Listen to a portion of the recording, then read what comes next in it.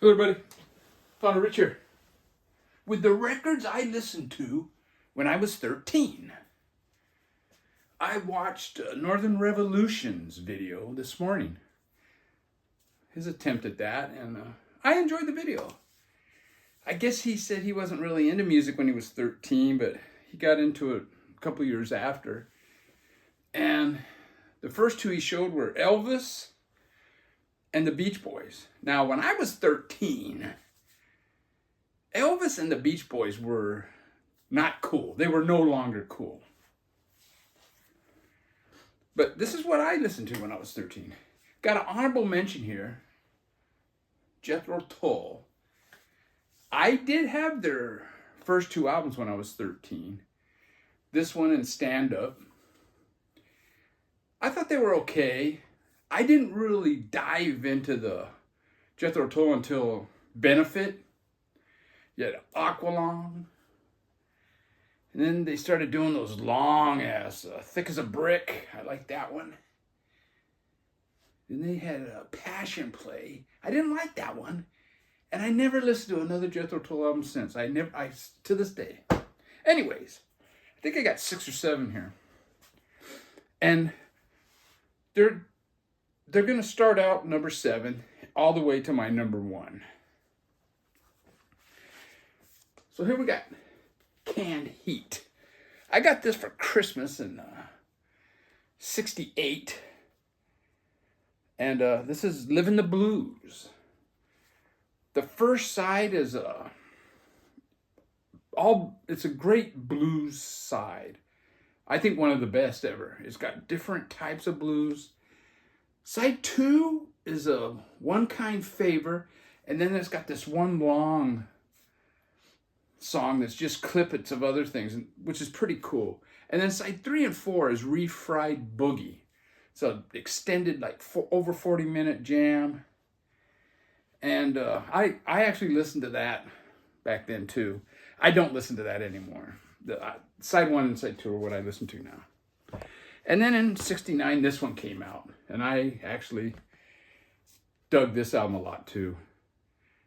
It had Do Not Enter, I think is a great song, and the single Time Was. So after Canned Heat, I would have to go with Steppenwolf. Now this is their second album. I think this album is better than their first, but to be quite honest, the one that I listened to the most was this one, At Your Birthday Party, and then probably followed by Monster. I listened to these two a lot when I was 13. Now this one had the hit Rock Me, was it? Yeah, Rock Me. This one was a little more political. And this one, it's got a pretty cool die cut cover. And this one, pretty cool. And I never listened to any more Steppenwolf after this one. Now, the next one that I really liked, I liked this band in the mid-'60s and that, but I didn't really buy a lot of albums then. But I did buy this one. And I love this album, man. I played it all the time. Now, I think the first Byrds album I ever bought was this one. Dr. Byrds and Mr. Hyde. I think it was on sale, because the Byrds weren't selling that well.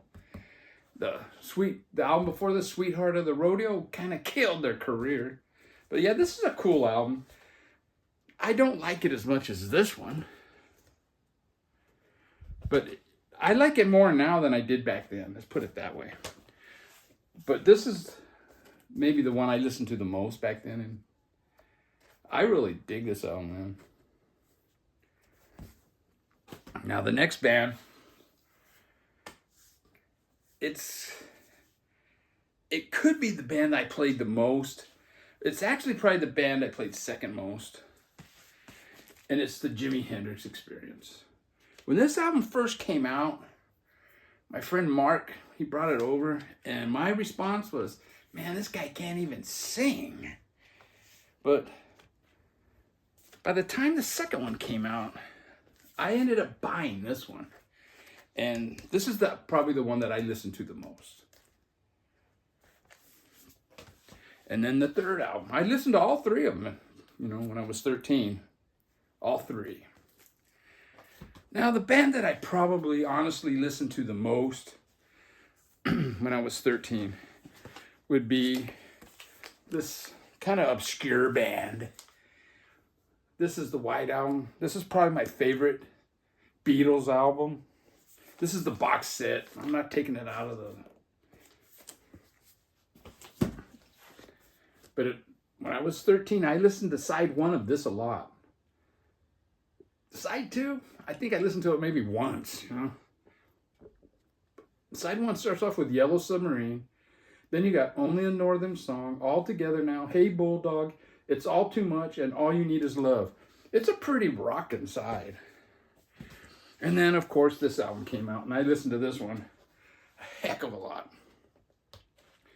And I had one of my best friends, Rick. I would go to his house, and we would always listen to this record. And he ended up becoming a country and western singer. And I saw an interview that he did, and he said, yeah, he didn't like the Beatles because their vocals sounded like girls. Well, it's not the Rick I remember. Now, the Beatles were the band that I listened to the most. But probably the album that had the most impact on me when I was 13 is this one. Led Zeppelin 2. Now, it would be cool to say, yeah, I bought this one when it first came out. No, I didn't. This was the first one I bought, and I bought their debut after I bought this. This album was so hard and heavy, unlike anything, you know, at the time that I owned. And this one too. So that's it, man. That's what I was listening to when I was 13. Didn't get into Miles Davis and James Brown until a couple years after. Take care, everybody.